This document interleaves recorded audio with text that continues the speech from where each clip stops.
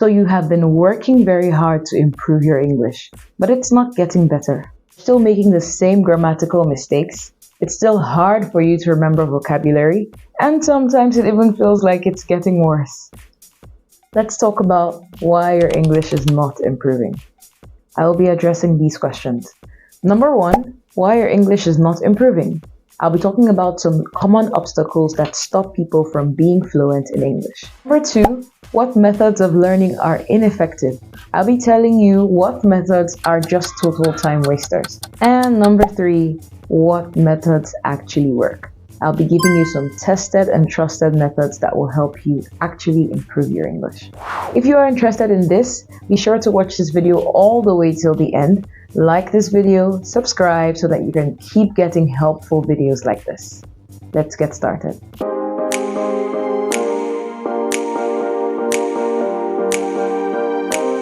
First, let's talk about some common obstacles to English learning.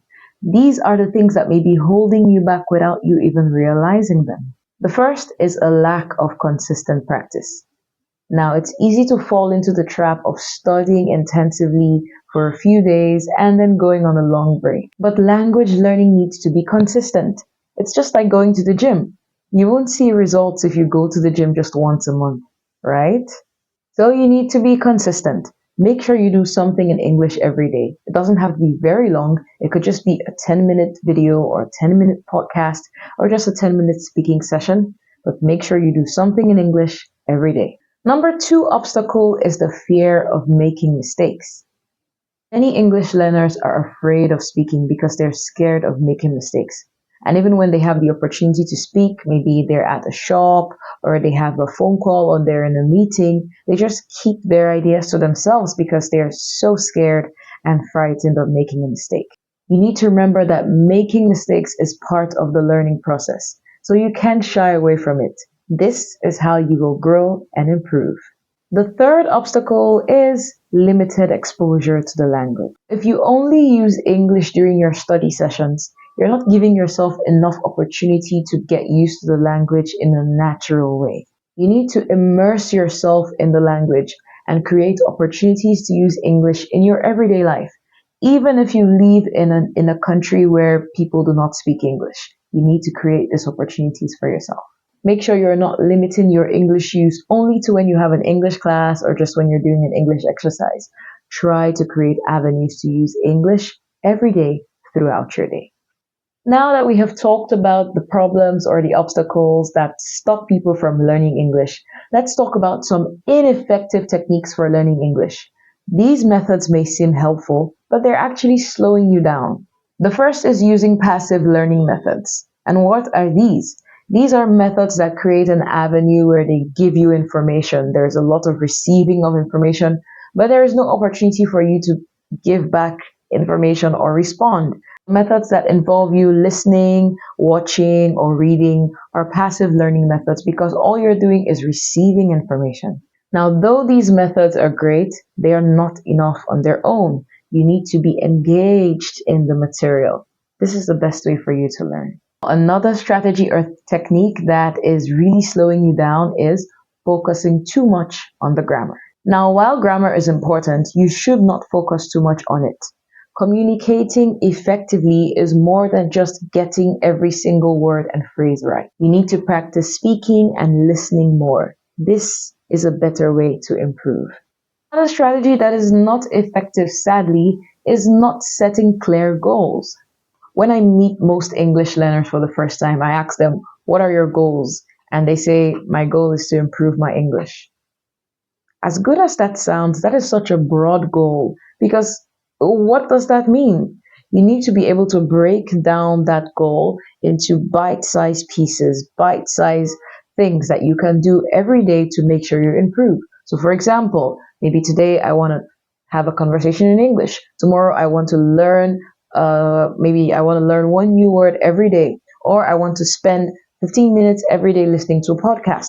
I want to write a journal of how my day went, maybe every day or every other day in the evening. These are bite-sized goals that you can achieve every day or maybe every week to make sure that eventually you are improving in English. Okay, if you just say, I want to improve my English, that is a very broad goal. And at the end of the day, you will not meet up with that.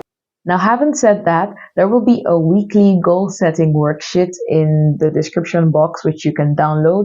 It is free and you can download it and use it to set goals that you can achieve every week to make sure that you are improving in your English. So please make sure that once you're done watching this video, go to the description box, download this template and adapt it to your life, adapt it to your goals and your level, and make sure that you are making progress every week.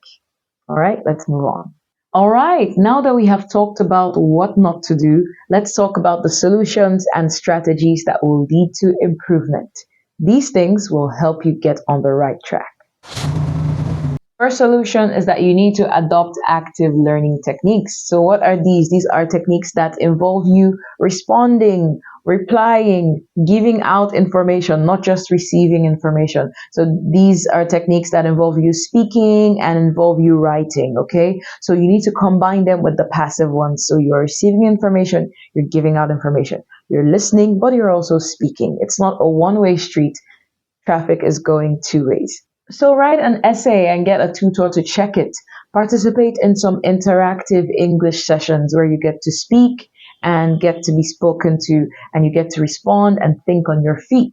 This way your brain will be actively thinking of ways to respond and give out information. Your brain will be able to use the things you have learned from the passive techniques and give them out in the active techniques. Okay, this way your English learning will be solidified. The connections in your brain will be reinforced and you will improve faster.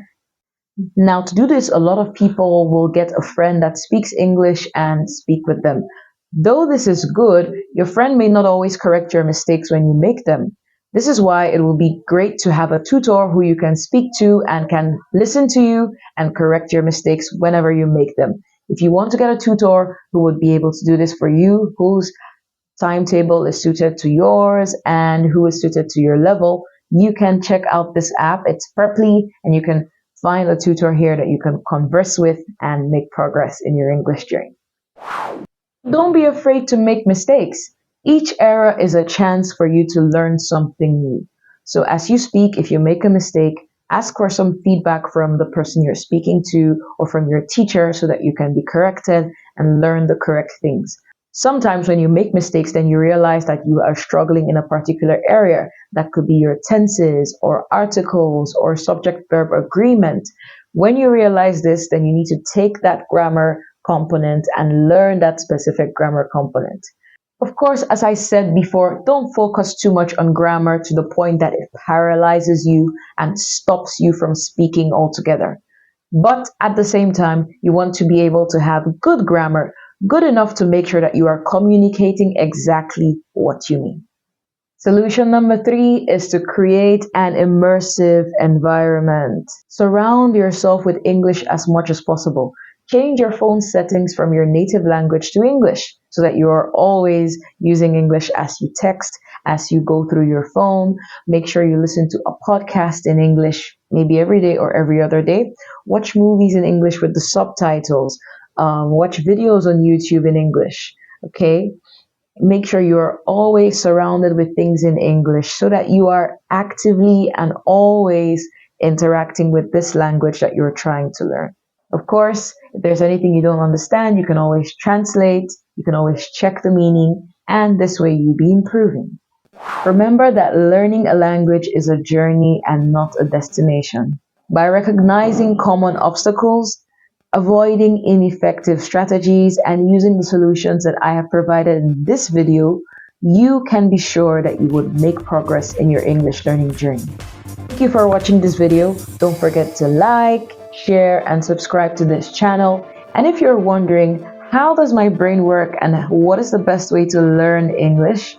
Make sure you check out this video, which is on the science of language learning. Here I explain how the brain works and the best way to learn English.